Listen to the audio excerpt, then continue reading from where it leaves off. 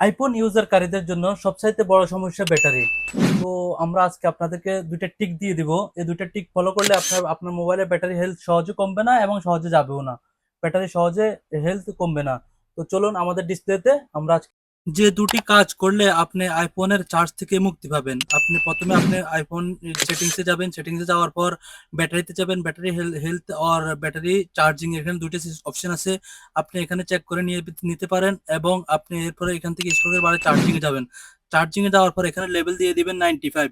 এখানে 100 আছে, 90 আছে, আপনি 95 দিলে ভালো হবে, কেননা 100 এ গেলে ওইখানে ব্যাটারির টেম্পারেচার কমে যাবে। তো এই জন্য 95 সবসময় ব্যবহার করবেন।